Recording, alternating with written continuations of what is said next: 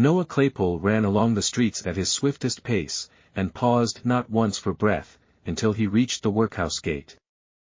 Having rested here, for a minute or so, to collect a good burst of sobs and an imposing show of tears and terror, he knocked loudly at the wicket, and presented such a rueful face to the aged pauper who opened it, that even he, who saw nothing but rueful faces about him at the best of times, started back in astonishment. "Why, what's the matter with the boy?" said the old pauper. "Mr. Bumble! Mr. Bumble!" cried Noah, with well-affected dismay, and in tones so loud and agitated, that they not only caught the ear of Mr. Bumble himself, who happened to be hard by, but alarmed him so much that he rushed into the yard without his cocked hat, which is a very curious and remarkable circumstance, as showing that even a beetle, acted upon a sudden and powerful impulse, may be afflicted with a momentary visitation of loss of self-possession, and forgetfulness of personal dignity. "Oh, Mr. Bumble, sir," said Noah, "Oliver, sir, Oliver has, what?" "What?" interposed Mr. Bumble, with a gleam of pleasure in his metallic eyes.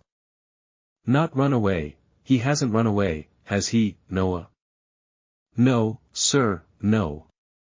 Not run away, sir, but he's turned vicious," replied Noah. "He tried to murder me, sir, and then he tried to murder Charlotte, and then Mrs. Oh! What dreadful pain it is! Such agony, please, sir."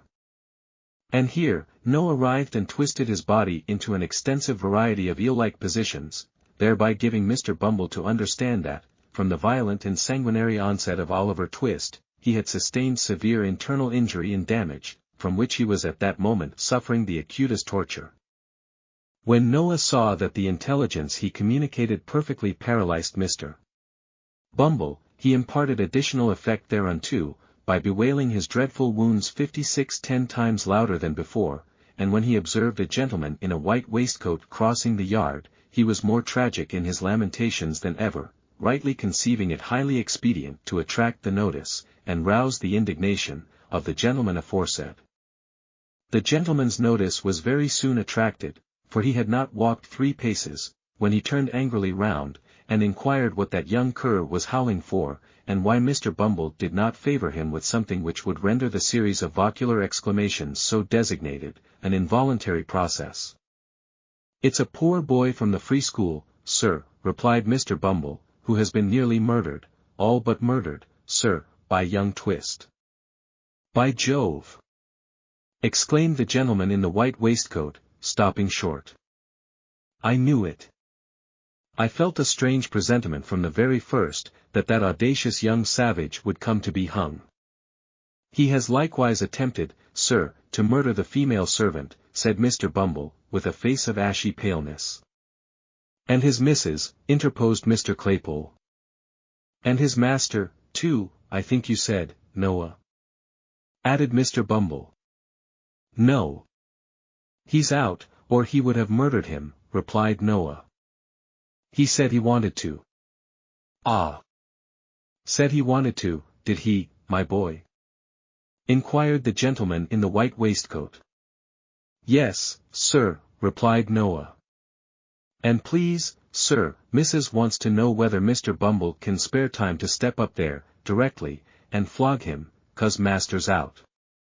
"Certainly, my boy, certainly," said the gentleman in the white waistcoat, smiling benignly, and patting Noah's head, which was about 3 inches higher than his own.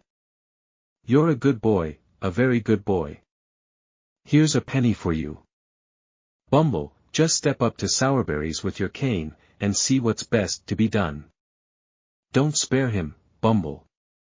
57 "No, I will not, sir," replied the beadle. And the cocked hat and cane having been, by this time, adjusted to their owner's satisfaction, Mr. Bumble and Noah Claypole betook themselves with all speed to the undertaker's shop. Here the position of affairs had not at all improved. Sourberry had not yet returned, and Oliver continued to kick, with undiminished vigor, at the cellar door. The accounts of his ferocity as related by Mrs. Sourberry and Charlotte, were of so startling a nature, that Mr. Bumble judged it prudent to parley, before opening the door. With this view he gave a kick at the outside, by way of prelude, and, then, applying his mouth to the keyhole, said, in a deep and impressive tone, "Oliver. Come, you let me out."